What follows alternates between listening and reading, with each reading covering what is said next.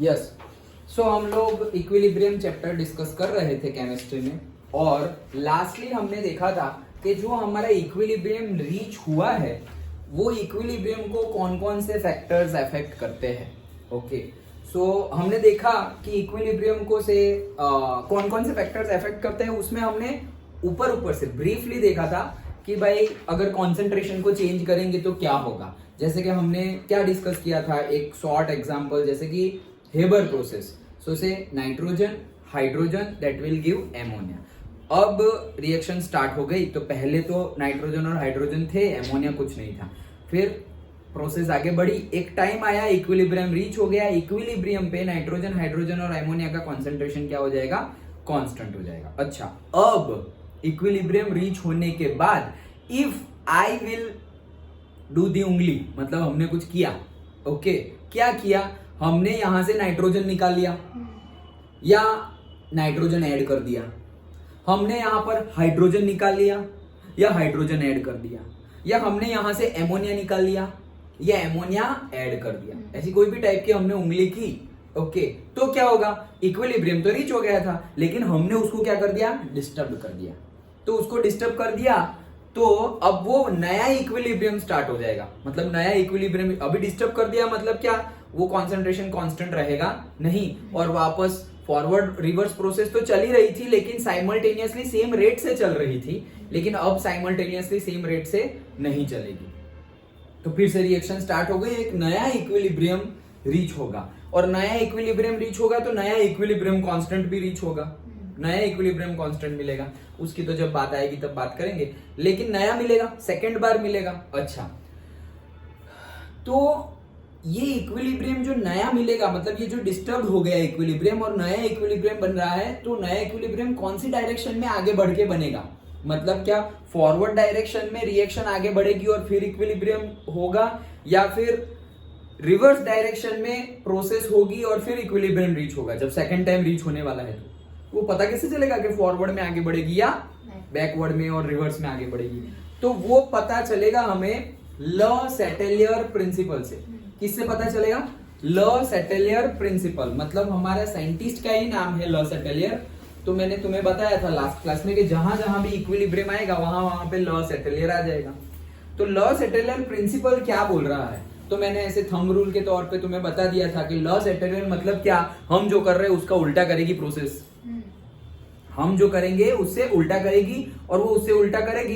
तो फिर उल्टा क्यों कर रही है वो मतलब उस दिन भी बताया था, कोई लड़की नहीं है प्रोसेस। ओके, तो वो उल्टा क्यों कर रही है, उल्टा इसलिए कर रही है क्योंकि हमने डिस्टर्ब कर दिया ना, तो वो डिस्टर्ब की इफेक्ट कम से कम हो केमिकल रिएक्शन को, इसलिए वो उल्टा कर रही है।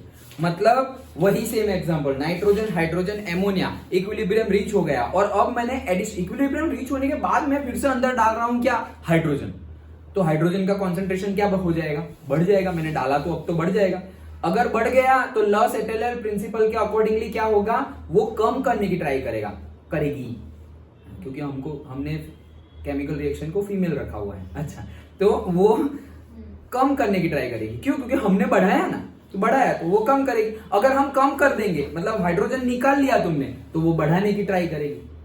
तो हम क्या कर रहे हैं, चलो हम बढ़ाते हैं, हमने पाइप ऐड कर दिया हाइड्रोजन का, तो रिएक्शन क्या करेगी, कम करने की ट्राई करेगी। तो कम कैसे होगा, H2 कहां पे है, रिएक्टेंट में। रिएक्टेंट कम कब होता है, फॉरवर्ड में या बैकवर्ड में, कब होता है, हाँ फॉरवर्ड में कम होता है। जब फॉरवर्ड प्रोसेस चलेगी तभी तो रिएक्टेंट कम होगा और उसमें से प्रोडक्ट बनेगा।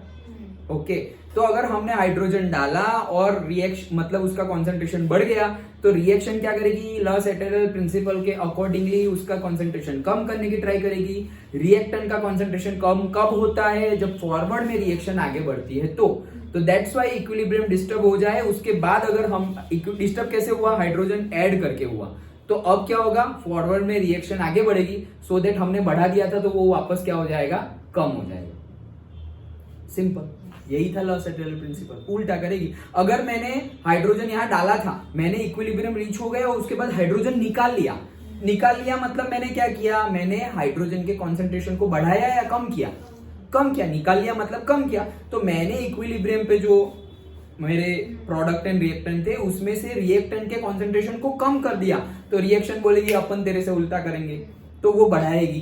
तो अगर हाइड्रोजन का कॉन्सेंट्रेशन बढ़ाएगी, बढ़ता कब है, हाइड्रोजन क्या है, रिएक्टेंट, तो रिएक्टेंट का कॉन्सेंट्रेशन कब बढ़ता है, बैकवर्ड में, रिवर्स में। तो इक्विलिब्रियम डिस्टर्ब हुआ, क्यों हुआ, मैंने हाइड्रोजन की क्वांटिटी कम कर दी, कॉन्सेंट्रेशन कम कर दिया, इसलिए। तो अगर वो हाइड्रोजन की क्वांटिटी को फिर से बढ़ाना है, नया इक्विलिब्रियम रीच होना है, तो बैकवर्ड प्रोसेस होगी।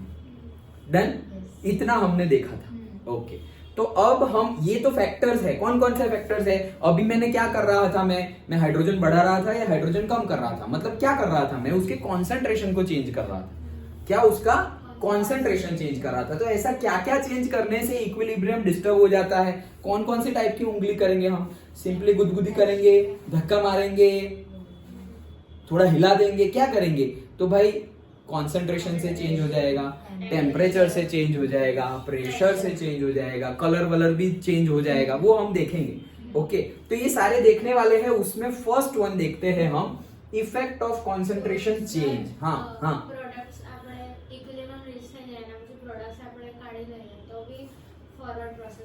नहीं, सोचो सोचो क्या होगा, मैं बताता हूँ, लेकिन पहले तुम सोचो। इक्विलिब्रियम रीच हो गया और तुमने प्रोडक्ट निकाल लिया, तो कौन सी प्रोसेस आगे बढ़ेगी, सोच के बताओ, ऐसे डायरेक्ट नहीं। फॉरवर्ड। लो, ये तो फॉरवर्ड बोल रहे हैं, वो भी फॉरवर्ड बोल रहे क्योंकि प्रोडक्ट कम हो गया, प्रोडक्ट कम हो गया तो अब प्रोडक्ट बढ़ाना पड़ेगा। प्रोडक्ट कैसे बढ़ेगा, फॉरवर्ड में, यस करेक्ट। तो अगर हमारी वही, इसीलिए तो ये यूज, ये जो हमारा लॉस एटल प्रिंसिपल है, उसके अकॉर्डिंगली हम तो फायदा उठा रहे हैं। कैसे फायदा उठा रहे हैं, जैसे कि भाई मेरे पास एमोनिया हमने बनाया हेबर्ट प्रोसेस से, N2 3H2 that will give twice ammonia. तो अब क्या करूंगा, प्रोडक्ट बनाना, उसमें से थोड़ा एमोनिया मैंने निकाल लिया, इक्विलिब्रियम रीच होने के बाद निकाल लिया। इक्विलिब्रियम रीच होने के बाद अगर निकाल लिया मतलब प्रोडक्ट कम कर दिया, प्रोडक्ट कम कर दिया मतलब रिएक्शन प्रोडक्ट बढ़ाएगी। प्रोडक्ट बढ़ने के लिए फॉरवर्ड प्रोसेस में जाना पड़ेगा, तो N2H2 फिर से यूज होके एमोनिया बनेगा, फिर से निकाल लिया, फिर से एमोनिया बनेगा। मतलब तुम गड्ढा करते जाओ वो भरता जाएगा, तुम गड्ढा करते जाओ वो भरता जाएगा। करेक्ट, कब तक भरता जाएगा, जब तक तुम्हारे पास रिएक्टेंट है। रिएक्टेंट है ही नहीं तो कुछ नहीं होगा, खत्म बात। जब तक पूरा का पूरा रिएक्टेंट खत्म नहीं हो जाता, तब तक अगर तुम प्रोडक्ट निकालते जाओगे तो वो बनता ही जाएगा, बनता ही जाएगा, बनता ही जाएगा। तो तुम्हें क्या करना है, तुम्हें तो दो पाइपलाइन ऐसे देखनी है, नाइट्रोजन हाइड्रोजन, और वहां से निकालते जाओ एमोनिया, ये चलता ही जाएगा, चलता ही जाएगा, रुकेगा ही नहीं, और बनाते रहो फिर फर्टिलाइजर। अच्छा बोलो क्या पूछ लिया, हाँ, जो जिसने भी पूछा हो सुना सबने ना। ओके, अच्छा चलो। सो पहला फैक्टर हम डिसाइड कर रहे हैं, डिस्कस कर रहे हैं, effect of concentration change in general. अभी थोड़ा सा आराम से, अच्छा चलो। In general when equilibrium is disturbed by the addition और removal of any reactant product, Le Chatelier's principle predicts that, by Le Chatelier principle के अकॉर्डिंगली प्रिडिक्शन होगा क्या, the concentration stress of an added reactant or product is relieved by the net reaction in the direction that consumes the added substance। मतलब वही चीज, क्या तुमने जो add किया ना, तो रिएक्शन उस डायरेक्शन में आगे बढ़ेगी जिस डायरेक्शन में तुमने जो ऐड किया ना वो कम हो, क्योंकि तुमने ऐड किया तो बढ़ गया, तो रिएक्शन उस डायरेक्शन में आगे बढ़ेगी जिस डायरेक्शन में वो कम हो। कम हो मतलब कंज्यूम कर लेगा कोई तो कम हो जाएगा। समझ में आया, जो हमने डिस्कस किया उसी को इंग्लिश में लिखा है। डन। क्या बोल रहे हैं, अगर मैंने कॉन्सेंट्रेशन ऐड किया, किसका, सपोज रिएक्टेंट का ऐड किया और प्रोडक्ट का, जिसका भी ऐड किया हो, is relieved by the net reaction in the direction that consumes the added substance। Suppose तुमने रिएक्शन में ऐड, इक्विलिब्रियम रीच हो गया और अब तुमने रिएक्टेंट में ऐड किया, तो लॉस एटेलियर प्रिंसिपल के अकॉर्डिंगली कौन सी डायरेक्शन में आगे बढ़ेगी, जिस तुमने रिएक्टेंट में ऐड किया, तो रिएक्शन क्या करेगी, रिएक्टेंट कम करने की ट्राई करेगी। रिएक्टेंट कम कब होगा, फॉरवर्ड में। डन, वही चीज लिखी हुई है। The concentration stress of a removed, अगर ये ऐड किया तो है, ये रिमूव किया तो है, वही चीज है। अगर तुमने रिएक्टेंट को रिमूव कर दिया मतलब कम कर दिया, जैसे अभी हमने पहले हाइड्रोजन को ऐड किया था, अब हाइड्रोजन हम हेबर प्रोसेस में ले रहे हैं, निकाल रहे हैं, तो हमने क्या किया, रिएक्टेंट के कॉन्सेंट्रेशन को कम किया, तो रिएक्शन क्या करेगी, उसका उल्टा बढ़ाएगी। बढ़ेगा कब, रिवर्स में। तो वही चीज बोल रहे हैं, आगे बढ़े। ओके चलो, यहाँ तो पेज खत्म हो गया। हाँ हाँ, ये रहा। तो फिर से अभी दूसरे वर्ड में बता रहे हैं, मतलब अच्छे से थोड़ा इन्वर्टेड कोमा में। When the concentration of any of the reactants or product in a reaction at equilibrium is changed, the composition of the equilibrium mixture changes. मतलब अगर कोई भी तरह से चेंज आया, हमने कुछ ऐड किया तो भी इक्विलिब्रियम डिस्टर्ब, हमने कुछ रिमूव किया तो भी इक्विलिब्रियम डिस्टर्ब, तो आगे किस तरह से होगी reaction? The composition of the equilibrium mixture changes, मतलब अब चेंजेस शुरू हो जाएंगे, so as to minimize the effect of concentration change. मतलब इफेक्ट जो हमने किया उसकी इफेक्ट मिनिमम कब होगी? जब उससे उल्टा होगा तभी ना. ओके, मैं आगे बढ़ गया, तो ये आगे बढ़ गया मतलब चेंज हो गया, तो ये चेंज सबसे कम कब होगा? जब मैं उसका ऑपोजिट कर लूं तो मैं पीछे आना पड़ेगा. मैं पीछे चला गया, अब ये पीछे चला गया मतलब डिस्टेंस बढ़ गया, तो कम कैसे हो जाएगा? उसका ऑपोजिट कर लूं तो डन. तो वही चीज बोल रहे हैं, अगर तुमने कुछ ऐड किया तो मतलब तुमने डिस्टर्ब कर दिया इक्विलिब्रियम, तो रिएक्शन क्या करेगी? वो तुमने जो डिस्टर्ब किया ना, किससे डिस्टर्ब किया? ऐड करके डिस्टर्ब किया ना, तो वो रिमूव कर देगी. तुमने रिमूव करके डिस्टर्ब किया ना, तो वो ऐड कर देगी. सिंपल है. डन. ओके, चलो अब यही चीज, ये तो समझ गए कॉन्सेंट्रेशन में चेंज, समझ गए. ओके, कि हम क्या कर रहे हैं? प्रोडक्ट का कॉन्सेंट्रेशन बढ़ा रहे हैं या प्रोडक्ट का कॉन्सेंट्रेशन कम कर रहे हैं. वैसे ही रिएक्टेंट का कॉन्सेंट्रेशन बढ़ा रहे हैं या रिएक्टेंट का कॉन्सेंट्रेशन कम कर रहे हैं. अंडरस्टूड. ओके, तो उस हिसाब से हमें प्रोडक्ट के साइड में मतलब फॉरवर्ड और रिवर्स डायरेक्शन में प्रोसेस आगे बढ़ेगी. मैं थोड़ा उजाला कर दूं.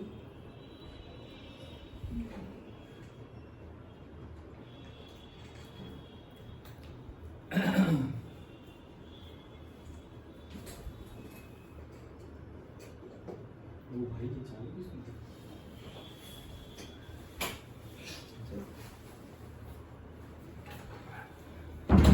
हाँ, तो अब ये जो हम समझे उसी के डिफरेंट एग्जांपल्स देखते हैं. चलो स्टार्ट करते हैं. पहला एग्जांपल ये भी हमने पहले डिस्कस कर लिया है. H2I2 that will give HI, hydrogen iodide, तीनों के तीनों गैसियस में. अच्छा, okay, if H2 is added to the reaction mixture at equilibrium, मतलब इक्विलिब्रियम हो गया, अब तुम क्या कर रहे हो? H2 ऐड कर रहे हो. अरे अभी तुम आंसर दोगे, निर्भय आंसर दोगे. देखो इक्विलिब्रियम रीच हो गया और अब तुम H2 ऐड कर रहे हो, तो कौन सी डायरेक्शन में रिएक्शन आगे बढ़ेगी उसके बाद?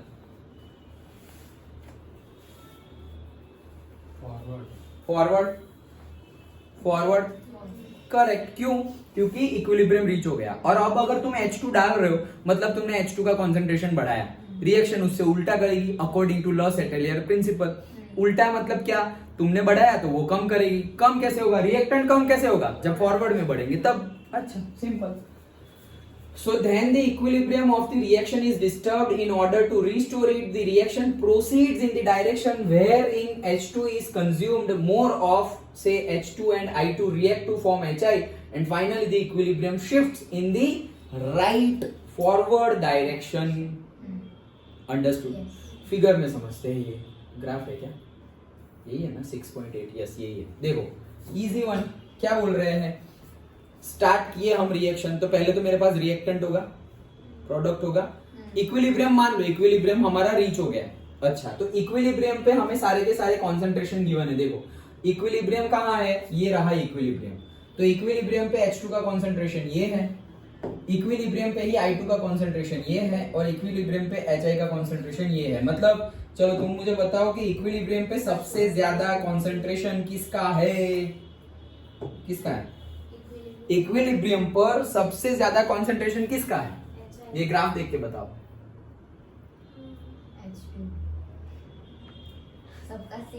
सबका सेम. फिर से बता रहा हूं, इक्विलिब्रियम पे ये ग्राफ देख के बताओ कि H2, I2 एंड HI में से सबसे ज्यादा कॉन्सेंट्रेशन किसका है?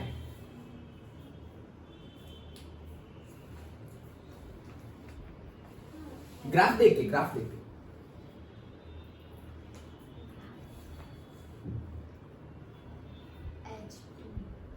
ये रहा, देखो लिखा हुआ तो है, इतना इक्विलिब्रियम है. कितना? इतना. यहां तक का इक्विलिब्रियम है. तो यहां तक के इक्विलिब्रियम में सबसे ज्यादा कंसंट्रेशन किसका है? H2 का है. H2 का है. निर्भय, ये ग्राफ किसका है? कंसंट्रेशन कॉन्सेंट्रेशन वर्सेस टाइम का ग्राफ। तो H2 यहाँ दिख ही रहा है, देखो ये 0 1 2 3 4 5 6 7 8, जितना ऊपर जाओगे कॉन्सेंट्रेशन बढ़ेगा। तो इक्विलिब्रियम पे H2 का कॉन्सेंट्रेशन सबसे ज्यादा, I2 का उससे कम और HI का सबसे कम इक्विलिब्रियम। अब तो हमने क्या किया था याद करो, हमने H2 ऐड किया था। H2 ऐड करोगे इक्विलिब्रियम रीच होने के बाद, अगर तुम H2 ऐड करोगे तो लॉस एटेरियल प्रिंसिपल के अकॉर्डिंगली H2 कम होगा, उस डायरेक्शन में प्रोसेस आगे बढ़ेगी। तो H2 कम होगा, इक्विलिब्रियम डिस्टर्ब होने के बाद H2 क्या होगा, कम। तो H2 कम कब होगा, जब प्रोडक्ट बढ़ेगा। प्रोडक्ट कब बढ़ेगा, फॉरवर्ड डायरेक्शन में। तो देखो ये इक्विलिब्रियम, अब ये डंडा यहाँ पे ऐसे ऐसे ऊपर गया, दिखाई दिया? अब नहीं दिखाई देगा, ब्लू कलर का था, फिर से दिखाऊं, ये ब्लू कलर का दिख रहा है। ये कहां से बढ़ा भाई, इक्विलिब्रियम पर तो तुम यहाँ थे, यही तो तुमने की उंगली, हमने जो चेंज किया, डिस्टर्ब किया, वो ये रेड कलर का है। डन। अब तो जैसे कि तुमने बढ़ाया तो वो कम करने की ट्राई करेगा। कम कैसे होगा, फॉरवर्ड में। तो फॉरवर्ड में जाएगा तो H2 का कॉन्सेंट्रेशन क्या हो जाएगा, कम हो जाएगा। तो ये कम हो रहा है, देखो ये कम हो गया, जितना था उससे कम हो गया, कम हो गया, कम हो गया, और यहां पहुंचने के बाद कांस्टेंट हो गया। मतलब ये टाइम पर तुम्हारा दूसरा इक्विलिब्रियम रीच हो गया, तभी तो कॉन्सेंट्रेशन कांस्टेंट हो गया। डन। अच्छा, I2 का क्या हुआ, तो I2 तो इक्विलिब्रियम पे इतना था, लेकिन I2 तो हमने बढ़ाया नहीं, तो ये बढ़ा हुआ डंडा जो है वो उसमें ही है, इसमें नहीं है। तो हमने थोड़ी I2 बढ़ाया, I2 तो जितना पहले से था उतना का उतना ही है। और अब भी तुम्हारी फॉरवर्ड में आगे बढ़ी तो I2 क्या होगा, कम होगा। तो देखो डायरेक्टली यहां से कम हो रहा है, इक्विलिब्रियम रीच हो गया, रीच होने के बाद तो कांस्टेंट। डन। अब इक्विलिब्रियम रीच हो गया यहां पर, और फिर तुमने H2 ऐड किया। H2 ऐड किया मतलब अब H2 कम होगा। H2 कम होगा जब फॉरवर्ड में आगे बढ़ेगी, मतलब जब प्रोडक्ट बढ़ेगा। प्रोडक्ट बढ़ेगा, फॉरवर्ड में आगे बढ़ी, प्रोडक्ट बढ़ा तो HI तो हमारा प्रोडक्ट है। तो देखो ये बढ़ रहा है, बढ़ रहा है, बढ़ रहा है, बढ़ रहा है। अब ये कांस्टेंट हो गया, मतलब सेकंड इक्विलिब्रियम रीच्ड, ये फर्स्ट इक्विलिब्रियम, ये फर्स्ट इक्विलिब्रियम, ये सेकंड इक्विलिब्रियम। लूप में लिखना हो तो लिख लो, ये फर्स्ट इक्विलिब्रियम, ये सेकंड इक्विलिब्रियम। डन। ओके, सो ग्राफ समझ में आ गया, सिंपल है, लिखा हुआ है। हाँ तो मत लिखना मुझे नहीं दिख रहा है इसलिए।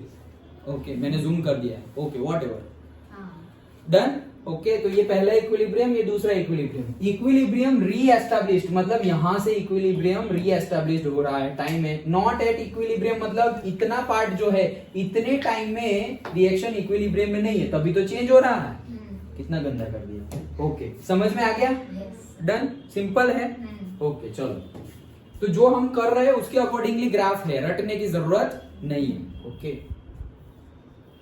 हाँ तो ये हमने पढ़ लिया। चलो, this is in accordance with the Los-Atelier's principle, which is implies that in case of addition of a reactant or product, a new equilibrium will be set up in which the concentration of the reactant or product should be less than that what was समझ में आ गया ना? Okay, next. अब थोड़ा कुछ अलग है। The same point can be explained in terms of the reaction quotient। अच्छा, जो हम पढ़े अभी वो तो कॉन्सेंट्रेशन से पढ़े, लेकिन ये जो हमारा क्वोशंट था ना, उससे भी हम यही कंक्लूजन पे आ सकते हैं। कैसे? देखो, QC हमारा जो रिएक्शन क्वोशंट था वो क्या है, वो तो इक्विलिब्रियम का ही इक्विलिब्रियम कांस्टेंट का ही फॉर्मूला है। क्या? Concentration of product upon concentration of reactant. Product है मेरा HI, बैलेंस्ड केमिकल है, इक्वेशन लेना है तो वो ट्वाइस HI है, इसीलिए 2 भाई मारकर। ओके, ट्वाइस HI है इसीलिए क्या है, ये 2 है। कहां गया, ये रहा। डन। H2I2 twice HI। अभी इसके आगे देखो 1 है तो उनमें कुछ करने की जरूरत नहीं है। ये हमारा QC आ गया। डन। ओके, चलो, QC मिल गया है। तो QC से कैसे पता चलेगा? अरे पता चल ही जाएगा ना। देखो, addition of hydrogen at equilibrium results in value of QC being less than Kc। क्या आया?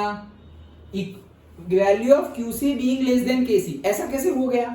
देखो, इक्विलिब्रियम रीच हो गया तो इक्विलिब्रियम कांस्टेंट भी मिल गया। अभी मैंने उंगली की, हाइड्रोजन डाला और डालने के बाद डिस्टर्ब हो गया। अब मैं QC निकाल रहा हूं, तो मैंने एडिशन ऑफ क्या किया, रिएक्टेंट। रिएक्टेंट वहां कहां पर थे, न्यूमरेटर में या डिनोमिनेटर में? डिनोमिनेटर में। फॉर्मूला में कहां पे है, ऊपर प्रोडक्ट है, नीचे डिनोमिनेटर में क्या है, रिएक्टेंट। तो मैंने रिएक्टेंट ऐड किया, तो मतलब डिनोमिनेटर वाला वैल्यू अगर तुमने बढ़ाया, हाइड्रोजन ऐड किया ना तुमने, तो डिनोमिनेटर वाला वैल्यू, अरे यार समझ में आ रहा है यानी मैंने क्या बढ़ाया, मैंने ये H2 बढ़ाया ना, तो नीचे वाला अगर बढ़ाऊंगा तो Q कम हो जाएगा, इनवर्सली प्रोपोर्शनल है ना, तो ये बढ़ाऊंगा तो ये कम हो जाएगा, I2 भी बढ़ाऊंगा तो भी ये कम हो जाएगा, ये कम करूंगा तो QC बढ़ जाएगा, ये I2 भी कम करूंगा तो QC बढ़ जाएगा, HI को बढ़ाऊंगा तो ये बढ़ जाएगा, HI को कम करूंगा तो ये कम हो जाएगा। क्यों? क्योंकि HI के साथ डायरेक्टली प्रोपोर्शनल है, इन दोनों के साथ इनवर्सली प्रोपोर्शनल है। समझ में आ गया? तो मैंने क्या किया था, मैंने तो हाइड्रोजन को ऐड किया था। हाइड्रोजन देखो, पहले तो K निकाल लिया हमने इक्विलिब्रियम पर, उसकी कोई वैल्यू आ गई, और अब मैं डाल रहा हूं H, हाइड्रोजन डाला, तो ये हाइड्रोजन डाला मतलब यहां ऐड किया, तो ये वैल्यू क्या हो गई, कम हो गई। तो वही तो बोल रहे हैं कि QC की वैल्यू K से कम हो गई। डन। अब याद करो पहले जो पढ़ा वो, QC की वैल्यू K से कम है। अब ये सब भूल जाओ, लॉस एटेरियल भूल जाओ। QC की वैल्यू ये हमने पहले डिस्कस कर लिया है एकदम डिटेल में, अब फिर से वही कंसेप्ट आया। इफ QC की value is less than K, तो रिएक्शन कौन सी डायरेक्शन में आगे बढ़ेगी। हमने बोला ना कि हम QC से भी पता कर सकते हैं कि रिएक्शन आगे बढ़ेगी फॉरवर्ड में या बैकवर्ड में। तो QC की value equal to K, QC की value less than K, QC की वैल्यू ग्रेटर देन K। तीनों केस हमने डिस्कस किए थे, वही मैंने बोला था कॉम्पिटिटिव एग्जाम में वैसे न्यूमेरिकल वैसे MCQs पूछते हैं। तो कैसे क्या होगा सोचो, फॉरवर्ड एक आंसर, मुझे नहीं पता, मैं तो पूछ रहा हूं, मैं तो तुम्हें समझाते ही आंसर पे आ जाऊंगा। हाँ बोलो, कंसेप्ट से जाओ। क्या पूछा क्या मैंने, QC की वैल्यू क्या आई, QC की वैल्यू छोटी आई। हाँ अच्छा चलो, तो मेरी QC की वैल्यू आई है छोटी K से। अच्छा तो कौन सी डायरेक्शन में आगे बढ़ेगा,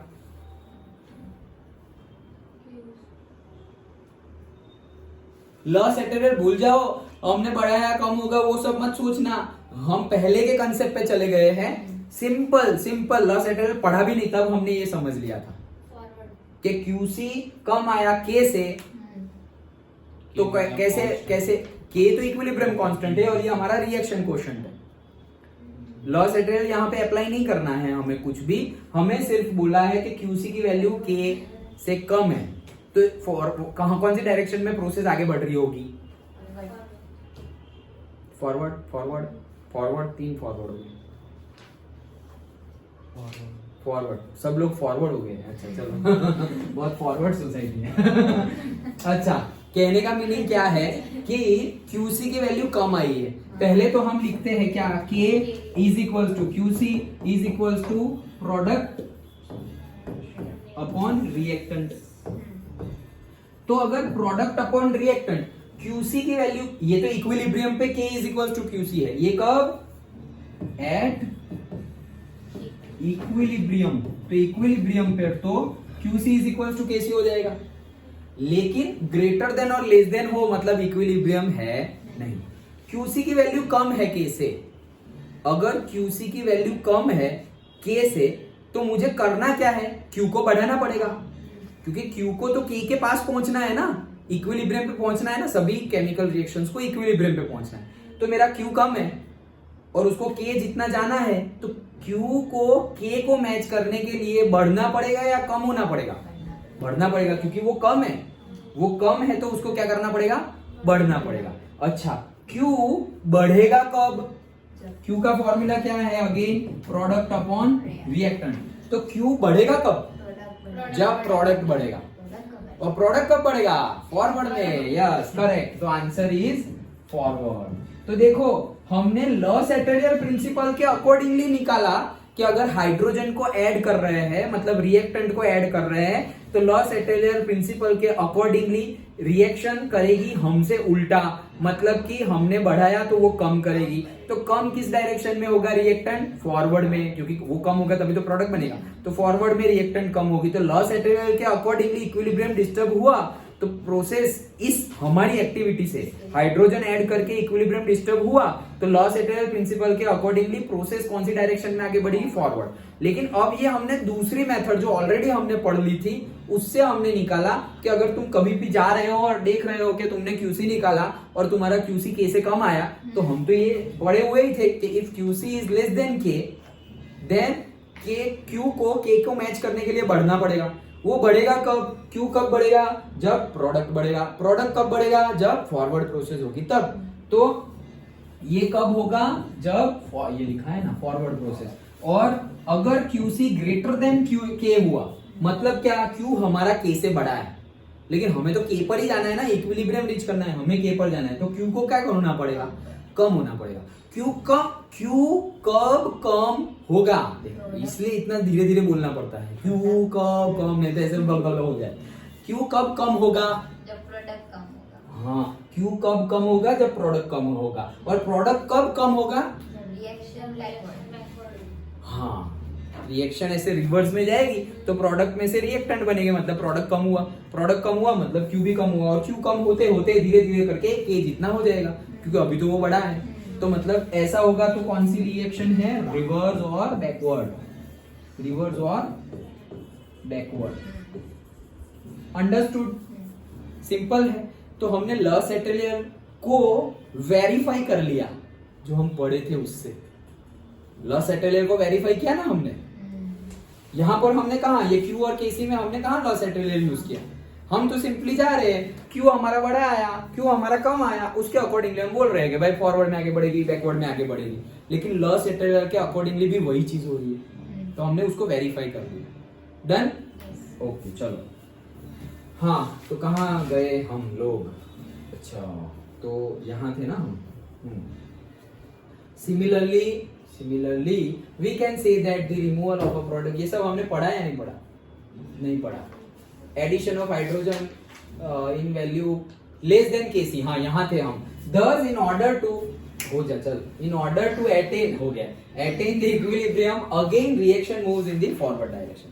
Similarly we can say that removal of product also boost the forward reaction. Obviously removal of product मतलब प्रोडक्ट तुम कम कर रहे हो तो रिएक्शन प्रोडक्ट बढ़ाएगी। प्रोडक्ट बढ़ेगा कब, फॉरवर्ड में बढ़ेगी तब। तो वही बोल रहे हैं कि reaction boost the forward reaction and increase the concentration of the products and this has the great commercial application in cases of the reactions where the product is a gas or a volatile substance. ध्यान भटक गया मेरा, अच्छा चलो ये ईसा की वजह से तुम बोल रहे थे, वो मेरा थॉट आ गया कि तुम्हारी फ्रेंड आने वाली है पीडब्ल्यू छोड़ के तो मुझे लगा कि हम ऐसी एडवर्टाइजमेंट कर देंगे कि भाई वाइब्रेशन में से भी पीडब्ल्यू में, वाइब्रेशन से मार्गदर्शक में आ रहे हैं, पीडब्ल्यू से भी मार्गदर्शक में आ रहे हैं। तो मुझे ऐसा ऐड का ऐसे थॉट आया, इसलिए मुझे हंसी आ गई। अच्छा चलो अच्छा चलो, हाँ, so this has the great commercial application in case of the reactions where the product is a gas or a volatile substance. Okay, नहीं मैंने ही नहीं पढ़ा, फिर से पढ़ता हूँ। Okay, and increases the concentration of the product and his great commercial application. अच्छा, तो ये जो हम कर रहे हैं, प्रोडक्ट ने कम कर दिया या रिएक्टेंट को बढ़ा दिया, ये हम क्यों कर रहे हैं? क्योंकि हमें, जैसे मैंने अभी हेबर प्रोसेस का एग्जांपल दिया था, ये प्रोडक्ट एमोनिया को वहां से निकालते जाओ, ओके, तो क्या होगा, बनता ही जाएगा, बनता ही जाएगा, बनता ही जाएगा। तो बनने के लिए रिएक्टेंट भी तो होना चाहिए। दो पाइपलाइन लगा दी है, नाइट्रोजन हाइड्रोजन, और वहां से भी एक पाइपलाइन निकाल ली है एमोनिया। यहाँ से एडिशन हो रहा है, वहां से रिडक्शन हो रहा है, कम हो रहा है। तो वहां से एमोनिया कंटिन्यूअसली कम ही होता जाएगा और ये प्रोसेस आगे बढ़ती ही जाएगी, और वो एमोनिया का तुम फर्टिलाइजर बनाते ही रहो, मतलब यूरिया एंड ऑल। ओके, तो वही चीज है commercial application in cases of a reaction. ऐसी रिएक्शन में ये प्रिंसिपल, लॉस एटरनल प्रिंसिपल का ज्यादा यूज होता है, जिसमें where the product is a gas और अ वॉलेटाइल सब्सटेंस। क्यों ऐसा? क्योंकि उसको निकालना इजी है। समझ में आया? हमारा कंटेनर है, मान लो हमारे पास है कैल्शियम कार्बोनेट। क्या है? Calcium carbonate, CaCO3। उसको हमने गर्म किया तो उसमें से बना CaO, कैल्शियम ऑक्साइड, और दूसरा बना CO2। कैल्शियम कार्बोनेट और कैल्शियम ऑक्साइड तो सॉलिड थे, और CO2 गैसेस। तो गैसेस को तो निकालना है, ऐसे पाइपलाइन ही लगानी है, डायरेक्टली बन के गैस डायरेक्टली कहाँ, बाहर। तो प्रोडक्ट का कॉन्सेंट्रेशन क्या होता जाएगा, कम होता, इक्विलिब्रियम रीच होगा और फिर से CO2 बाहर। तो मतलब प्रोडक्ट तुमने निकाला, फिर से फॉरवर्ड में आगे बढ़ता ही जाएगा। तो तुम निकाल रहे हो CO2 कंटिन्यूअसली, लेकिन तुम्हें कंटिन्यूअसली मिल क्या रहा है, CaO मिल रहा है कंटिन्यूअसली। CaCO3 कंज्यूम हो रहा है और कंटिन्यूअसली CO मिल रहा है। तो ये जो लॉ सेटल प्रिंसिपल है उसका हम कैसे और किस तरह से यूज कर सकते हैं, जिसमें सब में ही यूज कर सकते हैं, लेकिन ज्यादा बेनिफिट कहां है, जहां पर से तुम प्रोडक्ट और रिएक्टेंट को इजीली निकाल पाओ। जैसे कि हेबर प्रोसेस है तो उसमें तो N2 भी गैसियस, H2 भी गैसियस, एमोनिया भी गैसियस। तो भाई ऐसे खुला छोड़ा तो सबको ही निकल जाएगा क्योंकि तीनों तीन गैसियस है। अभी हमने जो प्रोसेस देखी H2I2 it will give you twice HI, उसमें भी तीनों तीन गैसियस है। लेकिन मान लो कि एक ही गैसियस है और बाकी सब सॉलिड और एक्वियस और लिक्विड ऐसा कुछ है, तो गैसियस को निकालना इजी है। तो इसीलिए बोल रहे हैं कि ये प्रिंसिपल का ज्यादातर यूज इंडस्ट्रियल और कमर्शियल यूज कहां होता है, जब तुम्हारा प्रोडक्ट और रिएक्टेंट गैसेस हो या वॉलेटाइल हो, पेट्रोल जैसे ऐसे हवा में उड़ जाए वैसे। डन, समझ में आया? पूछ सकते हैं ऐसा, why where it is used mostly commercial level पे, and why, where and why. तो वेयर तो हमने बोल दिया इंडस्ट्रियल लेवल पे, कमर्शियल लेवल पे, and why because it is easy to separate volatile और gaseous substance from the mixture. Done, okay. हाँ चलो, in case of a manufacture of ammonia, वहीं पहुंचे ना। हाँ, इन केस, हम देखो वही एमोनिया की बात कर रहे थे। इन case of manufacture of ammonia, ammonia is liquefied. Ammonia को क्या कर दिया हमने, लिक्विफाइड कर दिया। मतलब गैसेस मिल रहा है, उसको ठंडा करो। कोई भी चीज को ठंडी करेंगे तो वो गैस में से लिक्विड में आ जाएगा, उसको बोलते हैं लिक्विफाई। तुम अगर वेपर में जा रहे हो, लिक्विड में से वेपर में जा रहे हो, तो तुम क्या बोलोगे, बॉइलिंग कर रहे हैं या फिर वेपोराइजेशन। तो फिर लिक्विड में आ रहे हो तो लिक्विफाई। ओके, तो उसको ठंडा किया, liquefied, and removed from the reaction. Ammonia को लिक्विफाइड कर रहे हैं, तो लिक्विफाई करने के लिए क्या करेंगे, उसको देखो, अभी तो बोला मैंने नाइट्रोजन भी गैसियस, हाइड्रोजन भी गैसियस और एमोनिया भी गैसियस। अभी उसमें से तुम्हें एक को निकालना है, तो गैसियस को कैसे, ये क्लोज कंटेनर है, गैसियस मतलब क्लोज कंटेनर में ही रिएक्शन होगी। अभी उसमें से एमोनिया बन गया, N2H2 यूज हो गया, इक्विलिब्रियम रीच हो गया। अब तुम्हें चाहिए क्या, एमोनिया। निकालोगे कैसे, जैसे ही दरवाजा खोला तीनों के तीनों बाहर निकलेंगे, उन दोनों को तो अंदर ही रहने देना है हमें। तो ये कंटेनर में ऐसे AC कर दो एकदम 16 डिग्री, तो ठंडा, जिसको जब ठंडी लग रही है वो धीरे धीरे बाहर चले जाएंगे। सर बहुत ठंडी लग रही है, हम जा रहे हैं। ओके, समझ में आया? तो अभी वो टेम्परेचर, तीनों के तीनों अलग अलग टेम्परेचर पे लिक्विफाई होने चाहिए। मान लो कि तीनों के तीनों सेम टेम्परेचर पे लिक्विफाई हो गए, तो अंदर लिक्विड का मिक्सचर बन जाएगा। ओके, तो एमोनिया का लिक्विफिकेशन टेम्परेचर, मान लो यहीं से हमें पता चल गया कि क्या होगा, उनसे तो कम ही होगा। कम होगा मतलब वैसे कम। ओके, जैसे कि मान लो कि एमोनिया का लिक्विफिकेशन टेम्परेचर है से 20 डिग्री सेल्सियस, इक्विलिब्रियम रीच हुआ था 30 पे, और मान लो मैं बता रहा हूं सिर्फ एप्लीकेशन, जिससे तुम्हें ज्यादा अच्छे से समझ में आ जाए। 30 डिग्री सेल्सियस पे इक्विलिब्रियम रीच हो गया, और अब हम क्या कर रहे हैं, वो पूरे के पूरे कंटेनर जहां भी लैब में रखा हुआ है उसमें हमने क्या कर दिया, उसमें हमने टेम्परेचर बहुत डाउन कर दिया, टेम्परेचर डाउन कर दिया। तो 30 से वो कितना हो गया, 20, 30 से 20 हो गया, लेकिन 20 डिग्री तो क्या है, लिक्विफिकेशन टेम्परेचर ऑफ एमोनिया। तो अभी एमोनिया अंदर क्या हो गया, लिक्विड हो गया। डन, तो अब लिक्विड हो गया तो अलग करना इजी है। कैसे, वो दो तो गैसियस में और ये भाई लिक्विड में। अब तुम ऊपर से होल मत करना, नीचे से होल करना, क्योंकि नीचे से लिक्विड ही निकलेगा ना, गैस थोड़ी ऐसे पानी को ऐसे क्रॉस करके आएंगे। ऊपर से होल करोगे तो गैसेस चले जाएंगे, और नीचे से होल करेंगे तो लिक्विड चला जाएगा। सिंपल है। ओके, जैसे कि हमारे पास कोको कोला की बोतल है, सील टाइट, एकदम नई बोतल खरीदी हम। अब तुम्हारे पास पिन है, वो पिन को तुम अपर पार्ट में जहां पर लिक्विड नहीं है वहां पर होल करोगे तो तुम्हारा गैस बाहर निकल जाएगा। लेकिन वही पिन को तुम नीचे होल करोगे तो गैस नहीं निकलेगा, तुम्हारा लिक्विड चला जाएगा। सिंपल। ओके, वैसे ही है। तो हमने लिक्विफाई कर दिया है एमोनिया को, और फिर निकाल लिया। एमोनिया को निकाल लिया मतलब तुमने उंगली की, इक्विलिब्रियम को डिस्टर्ब कर दिया। इक्विलिब्रियम को डिस्टर्ब किया तो हमने प्रोडक्ट कम किया, वो प्रोडक्ट बढ़ाएगा। प्रोडक्ट कैसे बढ़ेगा, फॉरवर्ड में चलाते जाओ। ओके, वही चीज है। हाँ, and removed from the reaction mixture so that the reaction keeps moving in forward direction. Similarly, चलो ये रिएक्शन खत्म. Similarly, अब दूसरी देखो, हमने HI की देखी, हमने एमोनिया की देखी, अब एक नई आ रही है. Similarly, in the large scale production, ले बस मैंने जो बताई वही, calcium oxide. Large scale production of CaO used as an important building material. Calcium oxide में से सीमेंट बनाने में काम आता है. ये टूटेगी कैसे? हम मुझे सीमेंट से तो बनिए. ओके, सो कैल्शियम ऑक्साइड कहाँ यूज होता है? सीमेंट बनाने में यूज होता है. अच्छा, सीमेंट बनाने में भी और ग्लास बनाने में भी यूज होता है. ग्लास, ये मुझे पता है. क्यों? मैंने बोरोसिल में काम किया है. अच्छा चलो. So calcium oxide used as important building material from CaCO3. अब जैसे हमने डिस्कस किया, CaCO3 में से कैल्शियम ऑक्साइड और CO2 बन रहा है. तुम कंटिन्यूअसली CO2 निकालते जाओ, हो गया तुम्हारा. फॉरवर्ड में बनता जाएगा, आगे बढ़ता जाएगा. वो इक्विलिब्रियम रीच होने के बाद भी तुम निकालते जाओ तो वो इक्विलिब्रियम कभी रीच ही नहीं होगा. फिर एक बार रीच हो गया, अब तुमने निकालना स्टार्ट किया, अब तो तुम रुक ही नहीं रहे हो, कंटिन्यूअसली निकालते जा रहे हो. वो कंटिन्यूअसली आगे बढ़ता जाएगा. मतलब नेक्स्ट इक्विलिब्रियम कभी रीच ही नहीं होगा. क्यों?